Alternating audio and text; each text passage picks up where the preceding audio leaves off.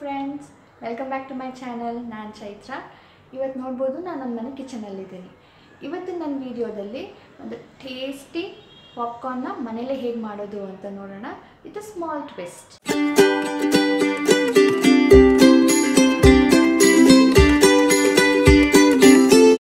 So ಶುರು ಮಾಡೋಣ.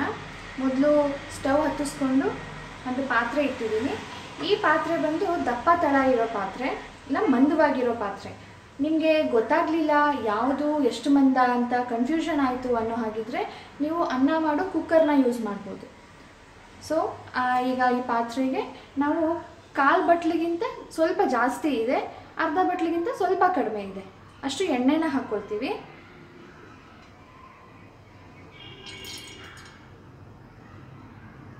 ನೀವು ಎಣ್ಣೆ ಬದಲು 1-2 ಸ್ಪೂನಷ್ಟು ಎಣ್ಣೆ ಹಾಕ್ಕೊಂಡು ಮಿಕ್ಕಿದ್ದನ್ನು ಬಟರ್ ಹಾಕ್ಕೊಳ್ಬೋದು. ಅಂದರೆ ಬೆಣ್ಣೆನ ಸ್ವಲ್ಪ ಕರಗಿಸ್ಕೊಂಡು ಸೇಮ್ ಮೆಜರ್ಮೆಂಟ್ಗೆ ನೀವು ಬಟರ್ನ ಕೂಡ ಯೂಸ್ ಮಾಡ್ಬೋದು. ಇದು ಸ್ವಲ್ಪ ಬಿಸಿ ಆಗಲಿ ಎಣ್ಣೆ. ನಾವು ಅದಕ್ಕೆ ಕಾರ್ನ್ನ ಹಾಕೋಣ. ಈ ಕಾರ್ನ್ ಬಂದು ನಿಮಗೆ ಯಾವುದೇ ಸೂಪರ್ ಮಾರ್ಕೆಟಲ್ಲಾದರೂ ಈಸಿಯಾಗಿ ಸಿಗುತ್ತೆ. ಇದು 1 ಬಟ್ಲಷ್ಟಿದೆ ಕಾರ್ನು.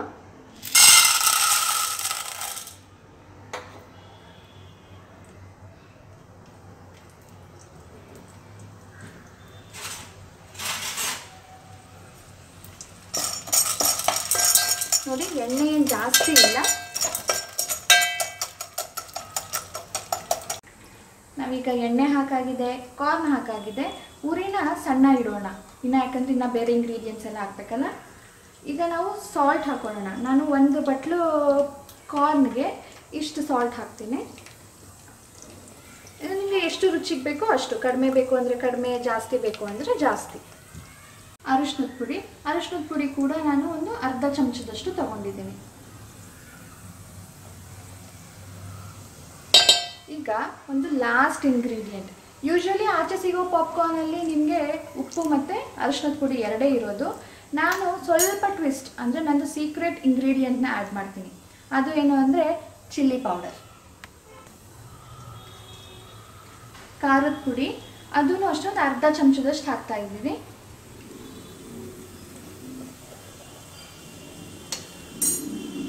ಈಗ ಇಷ್ಟನ್ನೆಲ್ಲ ನಾವು ಸಣ್ಣ ಉರಿಯಲ್ಲೇ ಸ್ವಲ್ಪ ಹೊತ್ತು ಫ್ರೈ ಮಾಡೋಣ. ನಿಧಾನಕ್ಕೆ ಸ್ಟಿರ್ ಮಾಡಿದ್ರೂ ಆಯಿತು, ಬಟ್ ಸ್ಟಿರ್ ಮಾಡ್ತಾ ಇರಬೇಕು, ಕೈ ಆಡಿಸ್ತಾ ಇರಬೇಕು. ಈಗ ನೋಡಿ, ಸಣ್ಣ ಉರಿಯಲ್ಲೇ ಹೇಗೆ ಆಗ್ತಾ ಇದೆ, ಫ್ರೈ ಮಾಡೋಣ ಹೀಗೇನೆ.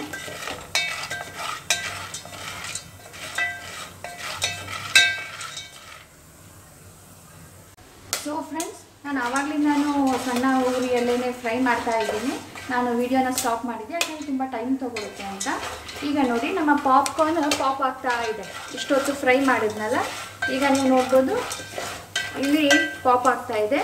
ಈ ಟೈಮಲ್ಲಿ ನಾವು ಒಂದು ಪ್ಲೇಟ್ನ ಮುಚ್ಚಿ ಇಡಬೇಕು. ಸಾಕು ಫ್ರೈ ಮಾಡಿದ್ದು. ನಾನು ಉರಿನ ಸಣ್ಣದಕ್ಕಿಂತ ಸ್ವಲ್ಪ ಮೀಡಿಯಮ್ ಹೈ ಮಾಡಿದ್ದೀನಿ. ತುಂಬ ಜಾಸ್ತಿನೂ ಇಲ್ಲ, ಕಡಿಮೆನೂ ಇಲ್ಲ, ಮೀಡಿಯಮ್ ಆಗಿದೆ. ಈಗ ಸೌಂಡು ಕೂಡ ಕೇಳ್ಬೋದು ನೀವು. ಪಾಪ್ಕಾರ್ನ್ ಶುರುವಾಗಿದೆ ಪಾಪ್ ಆಗೋದಕ್ಕೆ. ಈ ಸೌಂಡ್ ಯಾವಾಗ ಫುಲ್ ಸ್ಟಾಪ್ ಆಗುತ್ತೋ ಆವಾಗ ನಮ್ಮ ಪಾಪ್ಕಾರ್ನ್ ರೆಡಿ ಇದೆ ಅಂತ ಅರ್ಥ.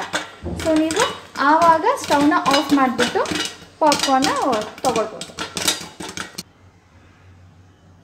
ಈಗ ಸೌಂಡ್ ಕೇಳ್ಬೋದು ನೀವು, ಸೌಂಡ್ ಫುಲ್ ನಿಂತಿದೆ. ಸೊ ಹಾಗಾಗಿ ನಾವು ಈಗ ಸ್ಟವ್ನ ಆಫ್ ಮಾಡ್ಕೊಳ್ಳೋಣ. ನಮ್ಮ ಪಾಪ್ಕಾರ್ನ್ ರೆಡಿಯಾಗಿರುತ್ತೆ. ಓಪನ್ ಮಾಡಿ ನೋಡೋಣ.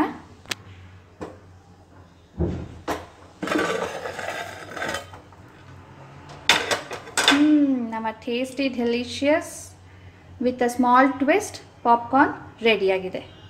ಈಗ ಸರ್ವಿಂಗ್ ಬೌಲಿಗೆ ತೊಗೊಳ್ಳೋಣ. ಈಗ ನಾನು ಪಾಪ್ಕಾರ್ನ್ನ ಸರ್ವಿಂಗ್ ಬೌಲಿಗೆ ತೆಗೆದಾಗಿದೆ. ಇದು ಮಾಡೋ ಮುಂಚೆ ನಿಮಗೆ ಒಂದು ಸ್ವಲ್ಪ ಟಿಪ್ಸ್ ಕೊಡ್ತೀನಿ. ಅದು ನೀವು ತುಂಬ ಕೇರ್ಫುಲ್ಲಾಗಿ ನೋಡ್ಕೊಳ್ಬೇಕು. ಎಲ್ಲ ಇಂಗ್ರೀಡಿಯೆಂಟ್ಸ್ನ ನೀವು ಪಾತ್ರೆಗೆ ಹಾಕೊಂಡ್ಮೇಲೆ ಸಣ್ಣ ಉರಿಯಲ್ಲೇ ತುಂಬ ಹೊತ್ತು ಫ್ರೈ ಮಾಡಬೇಕು. ಅದು ಎಷ್ಟೊತ್ತು ಫ್ರೈ ಆಗುತ್ತೋ ಅಷ್ಟೊತ್ತು. ಇಲ್ಲ ಅಂದರೆ ಏನಾಗುತ್ತೆ, ಇದರದ್ದು ಸಿಪ್ಪೆ ಬರುತ್ತಲ್ಲ, ಅದು ತುಂಬ ಥಿಕ್ಕಾಗಿಬಿಟ್ಟು ನಿಮಗೆ ತಿನ್ನೋದಕ್ಕೆ ಅಷ್ಟೊಂದು ಗಟ್ಟಿ ಅನಿಸುತ್ತೆ, ಅಷ್ಟೊಂದು ಇಷ್ಟ ಆಗೋದಿಲ್ಲ. ಹಾಗಾಗಿ ಸ್ವಲ್ಪ ಟೈಮ್ ತೊಗೊಳುತ್ತೆ, ಆದರೂ ಸಣ್ಣ ಉರಿಯಲ್ಲೇ ಫ್ರೈ ಮಾಡಿ. ಆಮೇಲೆ ಹೇಳಿದ್ನಲ್ಲ, ಅದು ಪಾಪ್ ಆಗೋಕ್ಕೆ ಶುರು ಆಗುತ್ತೆ. ಅಲ್ಲಿ ತನಕ ನೀವು ಫ್ರೈ ಮಾಡ್ತಾನೆ ಇರಬೇಕು. ಅದಾದಮೇಲೆ ಪ್ಲೇಟ್ ಮುಚ್ಚಿಡಬೇಕು. ಹಾಗೆ ಖಾರನ ನೀವು ಜಾಸ್ತಿ ಹಾಕೊಳ್ಳೋದಕ್ಕೆ ಹೋಗಬೇಡಿ ಫ್ರೈ ಮಾಡೋ ಟೈಮಲ್ಲಿ.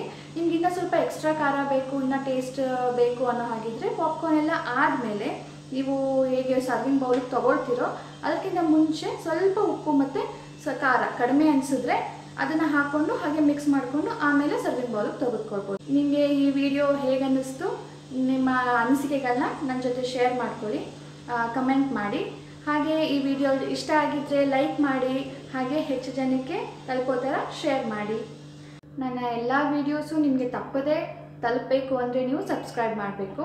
ಹಾಗೆ ನನಗೆ ನಿಮ್ಮ ಅಭಿರುಚಿಗಳನ್ನ ಕೂಡ ತಿಳಿಸಿ, ಯಾಕಂದರೆ ನನ್ನ ವೀಡಿಯೋದಲ್ಲಿ ನಿಮಗೆ ಏನು ಇಷ್ಟ ಆಗುತ್ತೆ ನೋಡೋದಕ್ಕೆ, ನಾನು ಏನು ತಿಂಡಿಗಳು ಮಾಡಿದ್ರೆ ಇಲ್ಲ ಏನಾದರೂ ಬೇರೆ ಇನ್ಫಾರ್ಮೇಷನ್ಸ್ ನಿಮಗೆ ಯಾವುದ್ರ ಮೇಲೆ ಬೇಕೋ ಅದನ್ನೆಲ್ಲ ತಿಳಿಸಿ, ನಾನು ಅದರ ಬಗ್ಗೆ ಮಾಹಿತಿ ಕೊಡೋದಕ್ಕೆ ಪ್ರಯತ್ನ ಪಡ್ತೀನಿ. Thank you for watching. Bye.